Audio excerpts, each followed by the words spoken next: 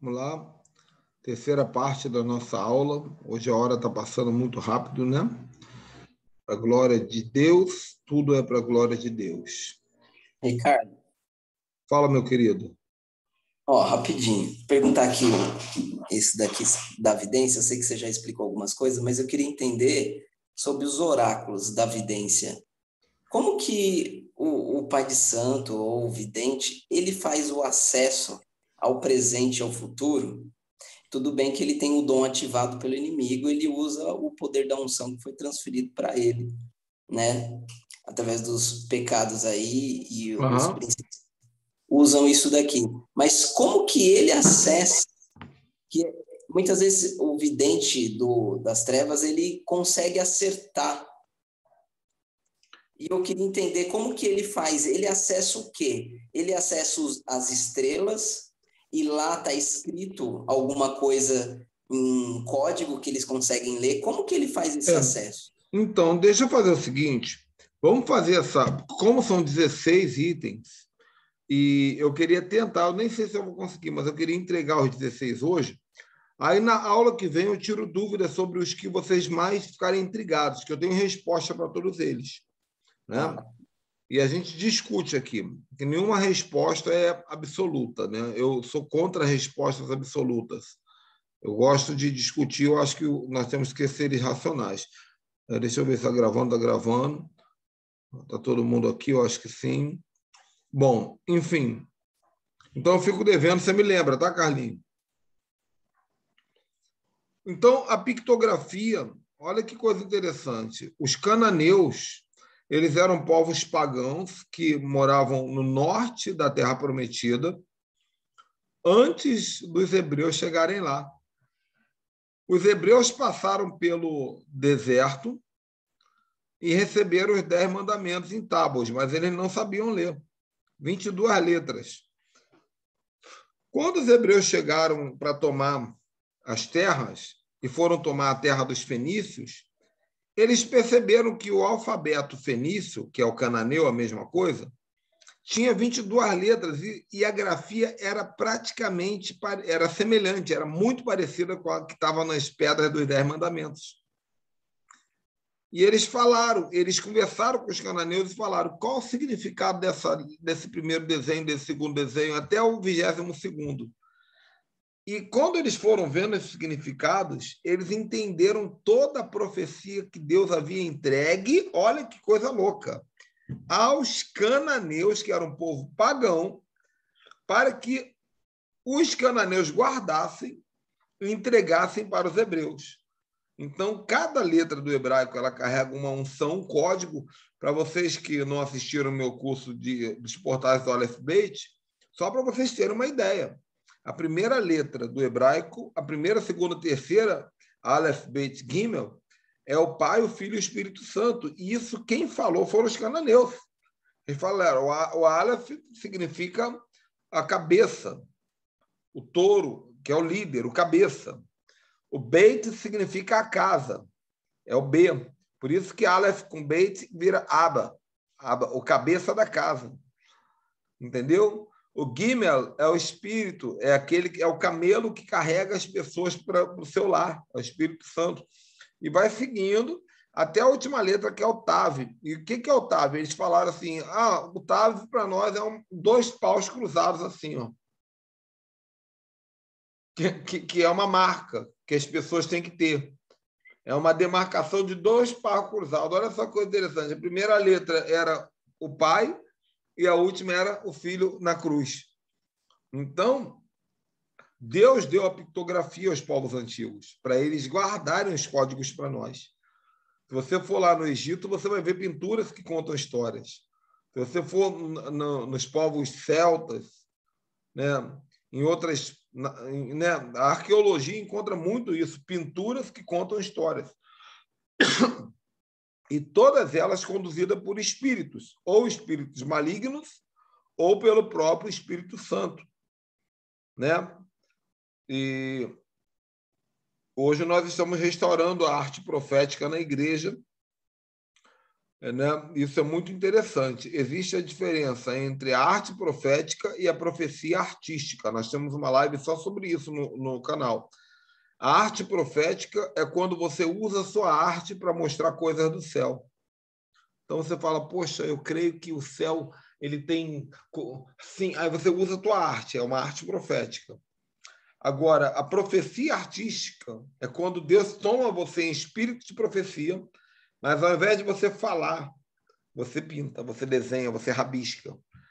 Isso é uma profecia artística. Ambos fazem parte da pictografia, né? Então, você vai ver Deus um exemplo de pictografia na Bíblia quando Deus diz ao profeta assim: escreve a visão em tábuas, para quem passar correndo possa ler. O primeiro outdoor da história, aparece lá na Bíblia.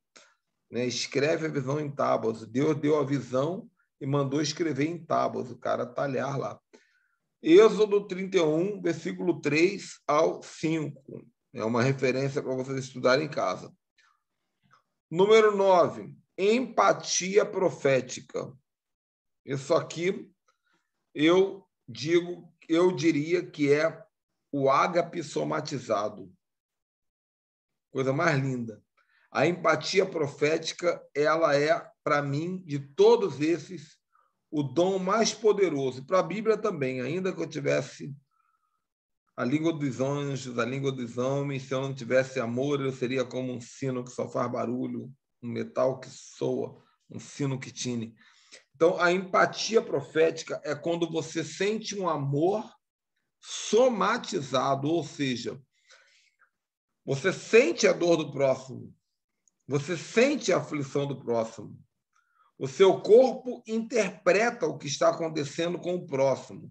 Então, não é apenas uma empatia porque você é simpático, agradável, gentil, charmoso, mas porque o seu corpo físico, a sua alma e o seu espírito estão refletindo alguma coisa nesse rapport, nessa conexão. Vocês sabem o que é um rapport, né? Um espelhamento. Então, o empata sente o que os outros estão sentindo como se fosse nele. Paulo disse, eu oro pelos presos como se eu estivesse cativo com eles. Isso era a empatia profética. Ele falava, como é que eu vou orar pelo preso se eu não souber o que ele está sentindo? Então ele falava, Senhor, deixa eu sentir. Ele começava a sentir a dor do preso. Às vezes ele tinha que ser preso para poder saber o que o preso passa, para poder orar a empatia profética. Jesus também, quando ele era possuído de íntima compaixão, a Bíblia diz, Jesus era possuído de íntima compaixão e saía para curar os enfermos. Como é que Jesus curou Lázaro? Eu acho que eu já falei isso aqui para vocês. Ele teve que se encher de compaixão. Ele falou, pô, esse cara morreu tem 4 dias, passou do limite da morte já passou pelos portais que é mais difícil de ressuscitar.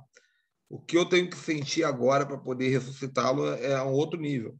Então, a Bíblia diz que Jesus senta e chora, ele atrai para dentro dele essa dor, esse sentimento, ele se conecta na dor da família, ele pensa nas lembranças de Lázaro, né, quando ele brincava com Lázaro, que ele era primo de Lázaro, e daí ele manifesta essa compaixão de cura. Né? Comentário aqui por escrito do doutor Cláudio. Eu já acordei chorando, mas não discerni que era a dor de alguém que estava chorando. Sou empata demais, tem hora que preciso me cuidar por causa da associação. É verdade. Nós temos que saber a hora de abrir todas as portas e fechar todas as portas. Né?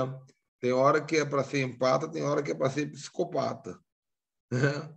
Psicopata no sentido de eu guardo meus sentimentos. Né? Eu guardo meu coração. Eu vou entrar numa guerra onde minha alma não pode se envolver. Eu vou entrar num discipulado onde minha alma não pode se envolver. Em outros momentos, a minha alma precisa se envolver, senão não vai dar certo. Não há união de corações. Então, é um dom que tem que ser usado no tempo certo, na sabedoria. Né? Sentimentos que revelam algo que os olhos não mostram.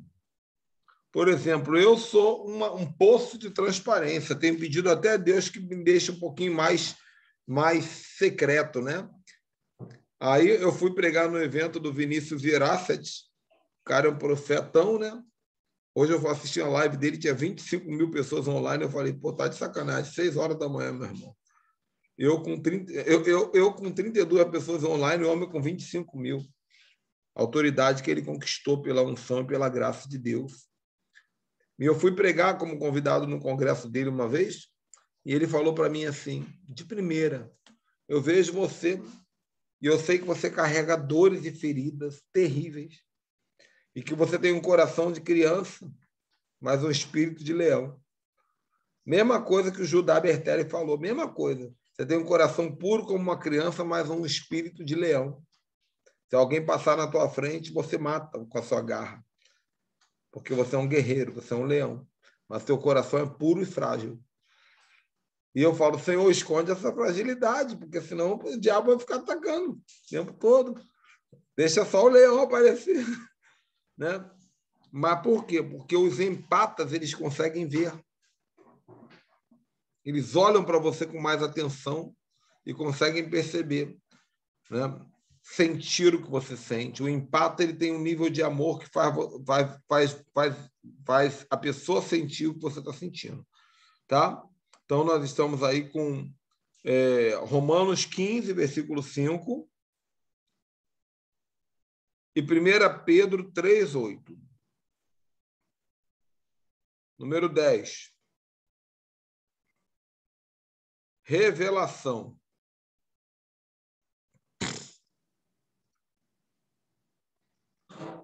Revelação, a palavra já é mais comum para nós, né? Revelação é ouvir literalmente a voz de Deus. Então, quando você ouve literalmente a voz de Deus, você tem certeza que foi Deus que falou, você pode dizer que você recebeu uma revelação. Deus falou comigo, Deus se revelou a mim. É muito parecido com clara e audiência? Sim, mas você tem plena convicção do tom, do volume, do timbre da voz de Deus, né? Então, você vai ver na Bíblia, muitas vezes, Deus falando diretamente com homens. Então, Deus pode fazer isso. Você pode falar, Senhor, eu queria ouvir o Senhor falar comigo, pelo menos uma vez. Eu queria saber o tom da sua voz. Deus deve ter milhares de vozes, mas qual que o Senhor gostou? Qual que o Senhor escolheria para falar comigo? Fala comigo, dá uma oportunidade de ouvir a tua voz, né? Me explica com clareza. São direitos que nós podemos pedir. Tem coisas, irmãos, que você só vai receber quando pedir. Por exemplo, eu adquiri um poder que poucos têm. Eu tenho o poder de dar continuidade a sonhos. Porque eu acordo muito de madrugada para... Eu tenho uma situação de saúde, então eu tenho que levantar muito de madrugada para urinar. Eu levanto umas 5, 6 vezes de madrugada para urinar. Então, às vezes, eu estou num sonho profético, meu irmão. Estou numa dimensão, aí eu acordo, vou no banheiro, volto, falo, Senhor, eu quero continuar. Continuo de onde parei. Vou no banheiro, continuo de onde parei. Tem gente que fala, acordei, perdi o sonho. Caraca, mano, eu estava frente, quase chegando no trono, acordei, já era. Com outro sonho já não tem nada a ver, perdeu. Então, você pode pedir essas coisas. Tudo isso que eu estou anunciando para você é para você saber que existe e decidir se te interessa. Porque é nessa hora que o profeta se levanta, porque você diz, Senhor, eu quero esse dom, é esse aqui, mais esse aqui, mais esse aqui. Se o Senhor me der esses 3, eu já faço o estrago. Eu já começo a fazer a bagunça aí para o Senhor. Né? E aí nós vamos trabalhar muito a sabedoria de quando e como no futuro. Número 11. Viagem astral. Só chama aí na igreja, né, na linguagem gospel, arrebatamento espiritual. Cair na unção, terra, manto de terra. Mas vamos falar que viagem astral ou projeção astral. Também é muito comum nas trevas isso, muito comum. Engraçado que é uma coisa que nas trevas é comum, e na igreja a gente vê como se fosse assim, nossa, o cara teve a experiência, meu Deus. Nas trevas, irmão, qualquer Hare Krishna, Hare de terceira categoria, cheira florzinha na esquina, fuma maconha e faz viagem astral. Na igreja, o cara tem 10 anos de crente, 20 anos de crente e nunca saiu do corpo espírito. Entende? Então, o que é uma projeção astral? É quando você consegue separar o teu espírito do corpo e da alma.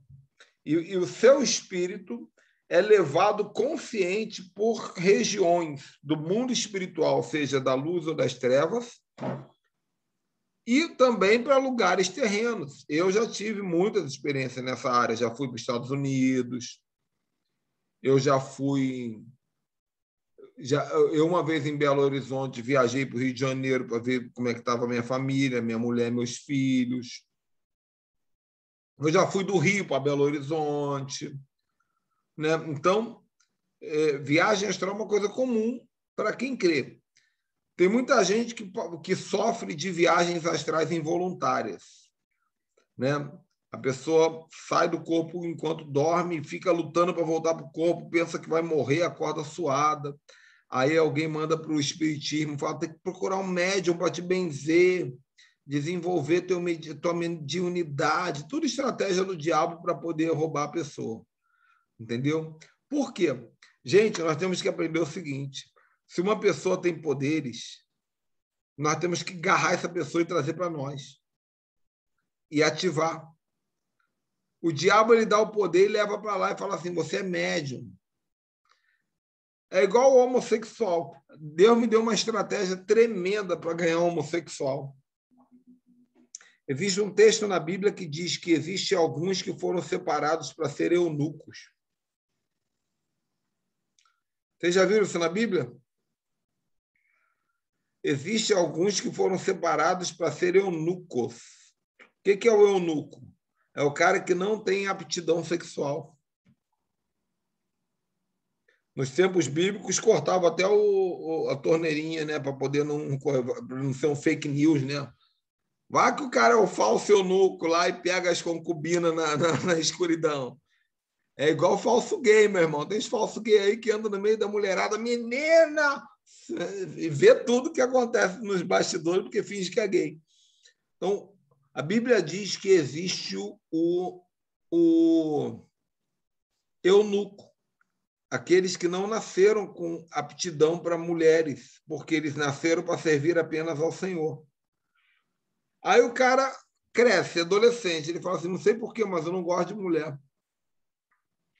Não gosto, vejo a mulher, não tenho vontade. Não gosto.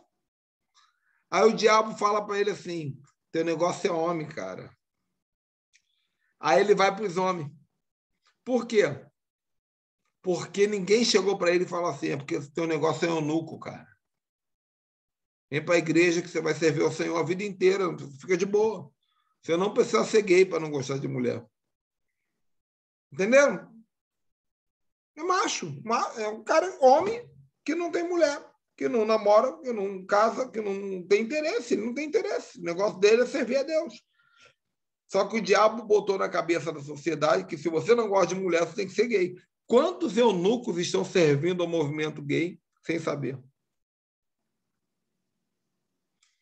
Então, é falta de ensinamento profético dentro da igreja.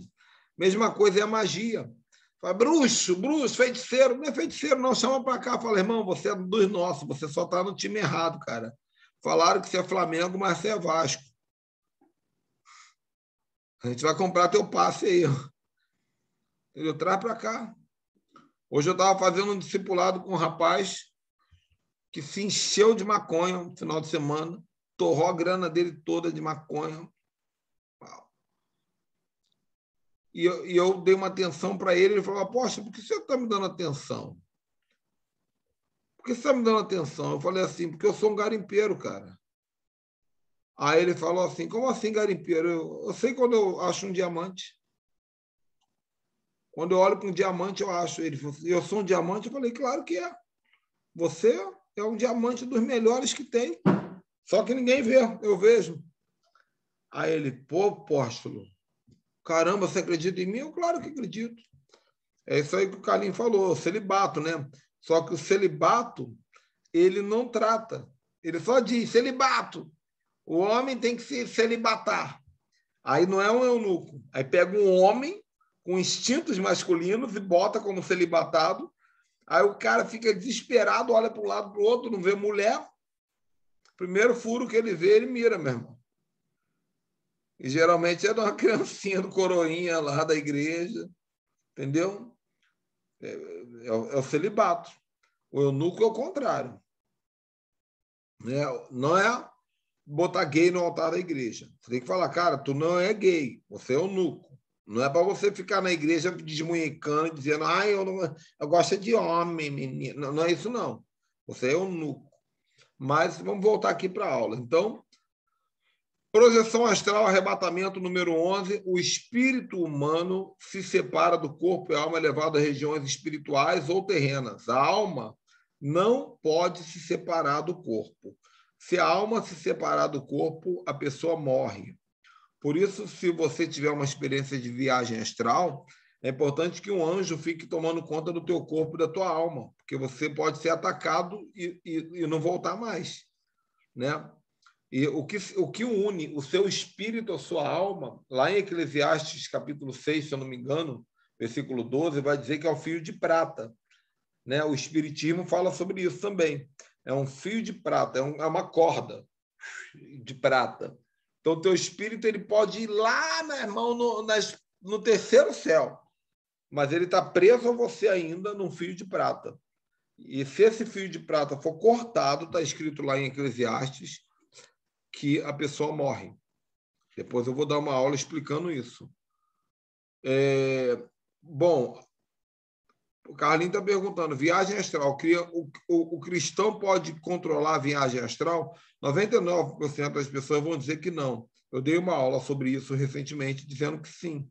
Tem uma live sobre isso, dá uma olhada lá. Uma das minhas últimas 10 lives, eu expliquei sobre viagens astrais voluntárias. Então, pode sim. Nós temos a unção de livre acesso. Dá uma olhada lá na série sobre unção que eu fiz. Nós temos a unção de livre acesso. Quando Geazi foi atrás de Naamã para poder mentir para Naamã e pegar o tesouro leproso de Naamã, Eliseu foi junto, em espírito. Por quê? Porque Eliseu já sabia que Geazi não prestava. Eliseu já sabia. Aí, quando Geazi volta, Eliseu fala assim, onde é que você foi? Não, fui ali, estava passando a novela na Rede Globo, fui ali assistir. Aí Eliseu fala assim, mentira, meu espírito foi contigo e viu tudo que você falou com Ciro Naamã, inclusive onde você guardou o dinheiro. E por causa disso, você vai pegar lepra. Então, Eliseu, simplesmente, quando Geazi saiu para fazer a barbaridade dele, Eliseu sentou no sofá e falou assim, bora, pai, vamos lá, papai. Foi. Seguiu o discípulo. Sabe? Porque tem tanto pecado na igreja que os apóstolos e profetas das igrejas não usam esses poderes. Já pensou você tomar conta do teu discípulo, meu irmão? Ah, filhão, tu não me enrola, não. Entendeu? Olha só que situação. Bom, telepatia. Número 12. Telepatia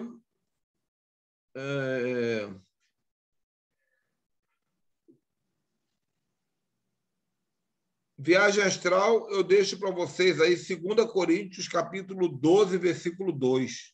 Novo Testamento, né? Quando Paulo disse que foi levado ao terceiro céu. Não sabe se foi no corpo ou fora do corpo. Então, número 12, telepatia. O que é telepatia? Gente, telepatia é maravilhoso. É maravilhoso. Eu já tive muitas experiências sobre isso. Comunicação direta e à distância entre duas mentes proféticas. Eu tinha um discípulo, é uma pena que hoje ele não é mais meu discípulo, que a gente não conseguiu se entender em algumas áreas. Mas era impressionante. Eu ligava para ele e falava, te liguei, Deus mandou te ligar. Ele, claro, eu sei, eu estava te esperando. A gente estava pensando a mesma coisa na mesma hora, um lembra do outro. E conversa sobre aquilo que nós estávamos conversando no mundo espiritual. Por quê? Porque os pensamentos estavam na mesma vibração. Aí ele fala, cara, eu estava pensando nisso agora, eu estava falando sobre isso agora aqui na minha cabeça. E você me ligou. Aí eu falo, exatamente, eu te liguei porque me deu vontade de te ligar, porque eu sabia que você estava falando nisso. Então, muitas vezes, você pode conversar com uma pessoa em telepatia, né? É você ler a mente da outra pessoa e a pessoa ouvir a tua voz. Sem palavras. É uma unção, é um poder. É alto nível de poder. Mas existe. Também a capacidade de ouvir conversas de outros à distância. A Bíblia diz que Jesus ouvia quando os fariseus arrazoavam em seu espírito. Jesus falava, eu ouvi vocês falando isso. Né? Então, Deus pode dar a capacidade de ouvir mentes. Né? Acontece muito também de uma pessoa pensar na outra e a outra nela ao mesmo tempo. Só para gerar uma conexão. Às vezes não tem nenhum pensamento definido. Mas é assim, tipo assim, eu estou pensando no Dr. Cláudio, o Dr. Cláudio está pensando em mim. Aí eu falo, caramba, vou ligar para o Dr. Cláudio. Dr. Cláudio, tudo bem aí? Ele, cara, eu estava pensando em você agora mesmo. Aí a gente começa a conversar, aí flui, e Deus faz o que tinha que fazer. Então, é um start telepático. Né? Às vezes, duas pessoas pensam a mesma coisa. Aí, quando uma fala para a outra fala, cara, incrível, pensei nisso também. Então, um texto para vocês meditarem sobre isso. 2 Reis, capítulo 6, versículo 12. Gente, é bastante conteúdo aí, mas vocês vão ter uma semana inteira para meditarem, orarem, escolherem o que vocês querem. Aí, na semana que vem, a gente faz uma sessão mais leve, um bate-papo mais espaçado para vocês falarem. Mas eu tenho que liberar, ativar, eu tenho que denunciar esses poderes para vocês buscarem. Porque aí, conforme Deus for entregando, nós vamos ter, de fato, uma escola profética aqui. Tem gente que faz escola profética que dá conteúdo, mas não ativa. Eu quero ver vocês viverem pelo menos um desses poderes aqui. Né? Então, o dom da telepatia dá para controlar? Dá para controlar, mas depois que você alcança esse poder. Todos esses poderes são autoridades que você precisa alcançar. Entende? Lembra da série que eu fiz lá no YouTube do livre acesso, da unção. Autoridade e controle. Poder, ele sempre anda de mãos dadas com autoridade e controle. Autoridade é quando Deus diz, você pode. E controle é quando você aprende a controlar. Então, por exemplo, Dr. Cláudio é juiz. Mas não foi do dia para a noite, né? Estudou para caraca. Pagou um preço, concurso, bate, força. Hoje ele é juiz, ele tira essa onda. Todo juiz. Mas, para ter essa autoridade, ele pagou um preço, ele teve que esperar um tempo, gastou dinheiro, gastou tempo, gastou energia, abriu mão de muita coisa, conquistou essa autoridade. Mas isso não significa que ele se torna automaticamente o melhor juiz do mundo. Agora ele vai aprender a ser um bom juiz, é o controle. Né? Controle. Como é que eu faço para ter o discernimento do que o promotor está falando, do que o advogado está argumentando? Como é que eu posso ter um discernimento se é um júri? Como é que eu posso ter um discernimento se o júri está trabalhando da maneira certa? Como é que eu posso olhar para o olho do réu e ver a verdade que tem por trás de tudo? Então, né, toda situação que você vai trabalhar são controles, você vai desenvolvendo o controle. Então, quando a gente fala sobre controlar essas unções que eu falei aqui, isso é com o tempo. É igual o que eu falei, eu tenho hoje capacidade de voltar ao sonho que eu tinha, que eu estava dormindo, que eu acordei.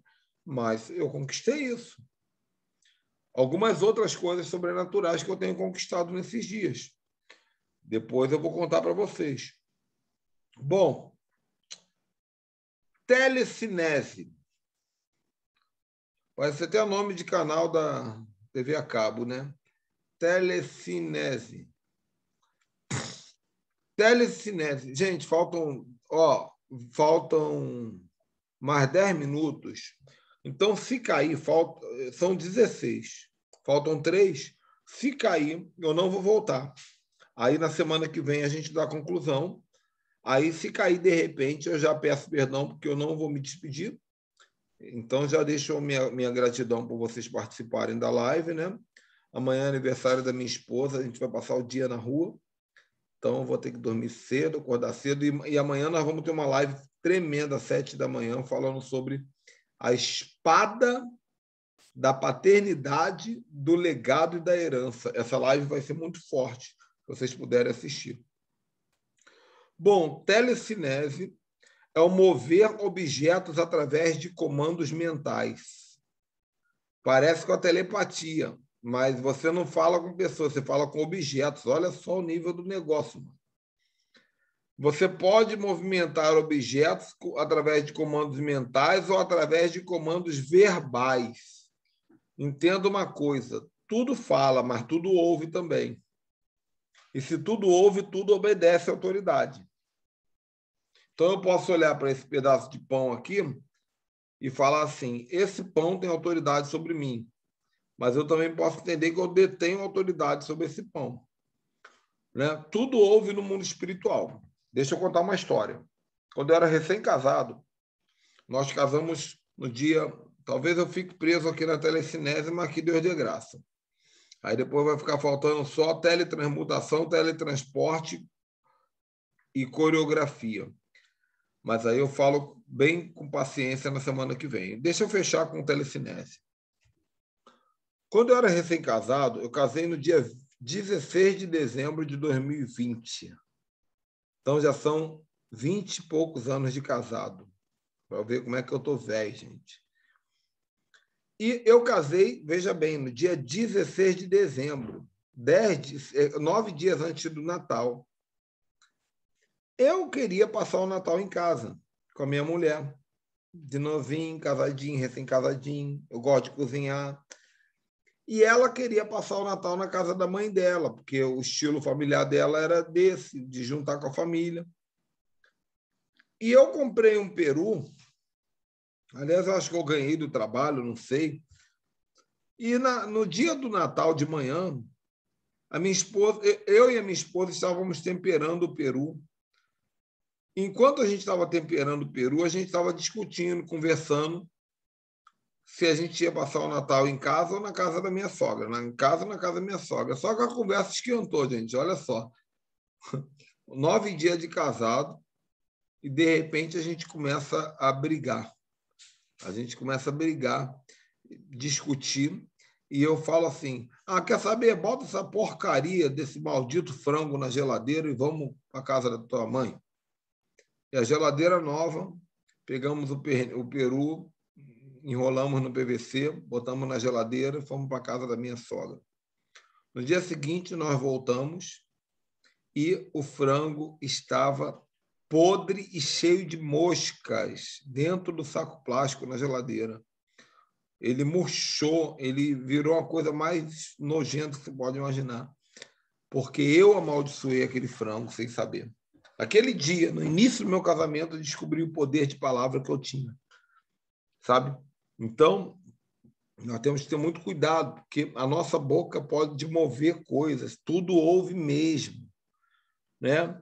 Jesus fala sobre direis a montanha, passa daqui para lá, se tiver fé como grão de mostarda. Eliseu, ele nem precisou falar. Ele falou, onde é que caiu o ferro do machado? Jogou um gravetinho, o ferro do machado flutuou, né? Ele nem precisou falar. Então, sobre aqui essa questão do... alguém comentou aqui no texto, acho que foi o Paiva,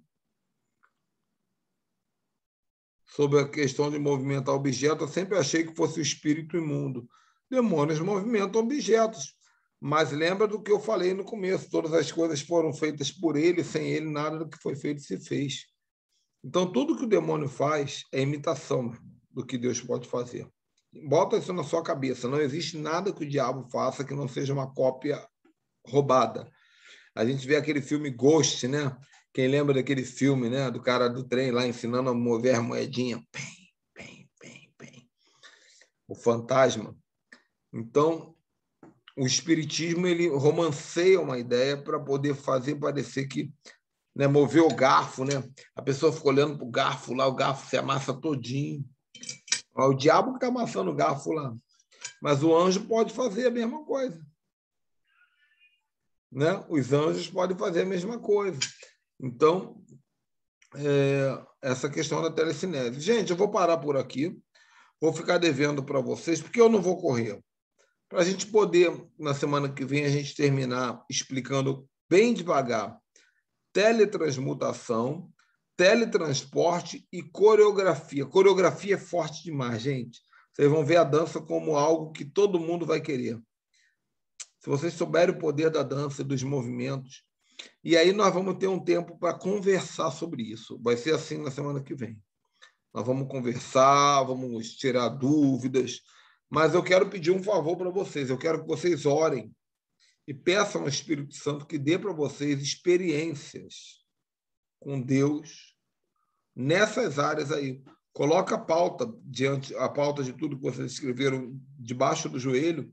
Fala, Senhor, escolhe 2 dessas aí, me deixe viver um pouco disso. Porque Deus conhece o coração de vocês, né? É uma escola com poucos alunos e eu fico feliz por isso, porque é mais fácil, a fatia do bolo é melhor para cada um. Então, coloca debaixo do joelho o seu pedido e fala, Senhor, eu quero viver isso. Diga, Senhor, eu estou cansado de viver um evangelho de teorias. Eu estou cansado de viver um evangelho de filosofias. Eu quero viver o sobrenatural. Eu quero poder pregar uma coisa que eu vivo. Eu quero poder viver uma coisa que eu prego. Então, vivam isso na unção. Outra coisa, nós estamos nos dias de preparação para Yom Kippur, né? Então, no dia 16 de setembro, já está chegando, daqui a 3 dias, vai ser Yom Kippur, o dia do perdão e do arrependimento. Se você tem que perdoar alguém, já se prepara, meu irmão, você vai ter que perdoar. Se você tiver que pedir perdão para alguém, já vai pedindo, para estar limpinho, porque no dia 16, Yom Kippur, e na outra semana, 5 dias depois, vai ser a festa dos tabernáculos, né? E essas festas são muito poderosas, porque é nesse dia de tabernáculos que Jesus entrega os dons, né? Porque o Verbo se fez carne e tabernaculou entre nós. Então, quando ele vem morar em nós, ele traz as coisas que ele gosta de carregar. Então, é um mês profético, é um mês carregado de unção. Nós já tivemos a festa das trombetas semana passada. É um mês de 3 festas. Agora vamos entrar em arrependimento, Yom Kippur, para no dia 21, se eu não me engano, de setembro, vai ser tabernáculos. E grandes coisas vão acontecer até lá. Tá? Eu tenho plena convicção de que Deus vai fazer coisas sobrenaturais na vida de vocês durante essa escola, né? No começo eu pensei que para alguns seria apenas cultura e aprendizado, mas Deus tinha me falado que todos vocês terão grandes experiências aqui. Então mantenham-se firmes e vamos até o final, tá bom? Quem quiser falar comigo, meu WhatsApp está lá, disponível. Tenha uma ótima noite. Alguém quer falar alguma coisa antes de encerrar, gente? Então está tudo ok? Que Deus abençoe vocês, que Deus blinde vocês, que a espada de fogo rodeie vocês, protegendo tudo aquilo que é sagrado, tudo aquilo que é santo, guardando sua casa, guardando sua família, guardando seus bens, guardando sua profissão. Acima de tudo, saúde e paz na sua vida. Que todas as promessas retidas sejam entregues, que demônios, principados dos maiores que forem, sejam amarrados e neutralizados, e que a unção de Deus seja a voz que governe o sobrenatural, dando ordem a anjos, liberando e ativando destinos, e que faça de vocês pessoas sobrenaturais nessa geração. Eu acredito que nós vamos ver o triunfo de Cristo nesses dias, Eu acredito que tudo, eu li um versículo tão lindo hoje, só perdi ele, não lembro onde ele está, mas tudo que o diabo